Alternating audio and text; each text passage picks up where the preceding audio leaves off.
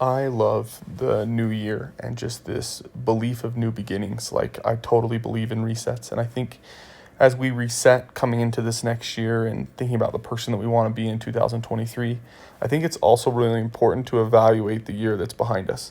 And sometimes I think this opens our eyes to things that maybe we're missing or are really awesome moments for us to celebrate things that went really well. And so as you do this activity, I would like you to go through and rate yourself on a scale of 1 to 10, right? And then if there's wiggle or whatever, you can do that. So first off, we're going to start with social, right? Your family. How connected do you feel to those in your home? Friends. How comfortable are you with the quantity of friends that you have? And how close are you to your friends? I think evaluating these independently is really helpful.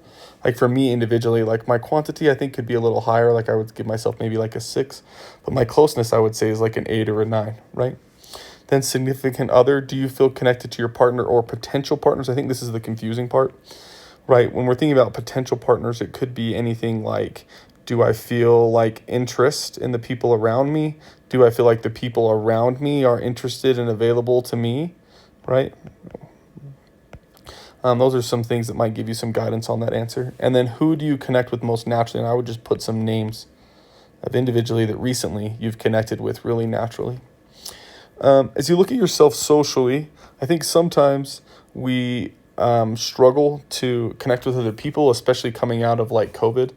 And some ideas of how you could improve socially, like one of them is just to like have some structure to create social reach and just to reach a little bit further. And so I would encourage you to maybe look at some areas where you can reach. Physical. First is proximity. Do you live close to the people you would like to? How connected do you feel to your location? Right, like this was kind of dumb, but I moved from a farm town to like Provo, right? And for me, I almost felt a little like people were on top of me, right? And I didn't feel like I had the space that I wanted, right? And so I really didn't love that location. That might be an example. Movement. Are you getting the movement you need to feel connected to your body? I think we've all felt moments when we're not getting this, right? And where we've had a couple just like idle days and then we feel a little like blah, right? Nutrition.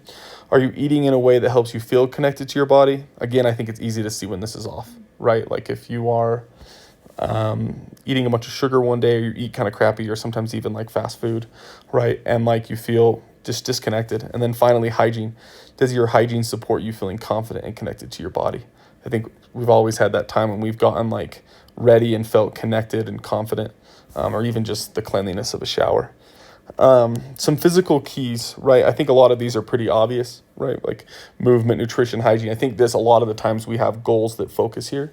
But I like the focus to be connection with my body, right? And I think if we exercise, if we eat, if we do our hygiene with that in our mind, I think that that goal becomes very attainable, and it's attainable and very measurable quickly instead of this like it'll show up in 3 months. Spiritual. Peace with yourself is first. Do you feel connected to your energy and spirit? Do you feel enough self-love to receive the love of others? Man, what a hard question. Connection with God, so like external spirituality. Do you feel connected to your God? And then spiritual support. Do you have shared values with those around you? It's easy to put spiritual on the back burner, right? And so I think a lot of our goals moving forward are focused around creating spiritual time.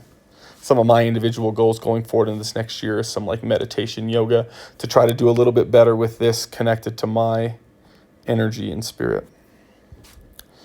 Next, mental. Engaged in learning. Do you feel connected and interested in something you are learning? Creative and imaginative thinking. Do you give yourself time to connect with your creative side? There's so many ways that this can happen.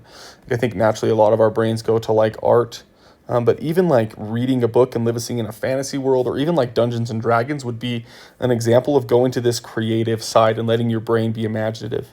Mindfulness, this is one of my favorite questions to ask people.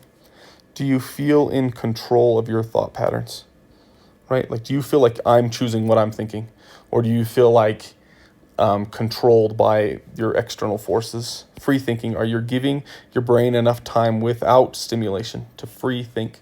I think some evidences of this is missing is like in your moments that are down, like maybe you're trying to go to sleep and your brain just starts listing all the things that it wants to think about and doesn't actually process I think that's a sign that like your brain is under processed, right? And can be a really good idea to add some free thinking time. Anxiety, do you feel calm and still, comma, not mentally anxious? With our mental things, some big things that have had momentum is one of them is that free thinking or practicing mindfulness via meditation. But I think, again, the focus is connection, feeling connected to my brain, and not that my brain is controlling me, right? But that like I'm connected and in control of my mentality. Emotional. Chosen emotional states. Do you feel comfortable with your emotional states? What percentage, another word for this, by the way, is like attitudes. What percentage of the time do you feel like you are choosing your emotional states? I love that question. Understood. Do you feel emotionally understood by those around you? Space to feel. Do you give others the space to feel without judgment? And again, this feeling is the emotional reaction, not the emotional choice. Do you give yourself space to feel? Again, reaction. It's not your emotional choice without self-judgment, right? One thing that really helps people is to see feelings and attitudes differently. Our feelings are reactions. They're not something we chose. Attitudes are the emotional states that we choose, right? Emotional goals, like for me, again, it's about feeling connected to my emotional side, and not that I'm ignoring it or that I'm letting it control me, but I feel connected. And anyway, we've learned a lot about that, and we'll talk about that more as we continue meeting. Recreational. Are you having the fun that you need to feel excited and fulfilled? And do you have activities that you're looking forward to that are planned into your life? It's amazing how much a trip that's coming up, or basketball for me that comes up on Tuesdays, like how that makes my day easier, knowing this thing is coming, right? And as you can plan that recreation, you can really get the bonuses of that. Again, the purpose of this process is to evaluate our connections, so that as we look forward to the next year, we can look forward holistically. And so I would like you to go through this PDF and go through and evaluate your connections today. And as you set goals going to the new year's, you can kind of use this as a base.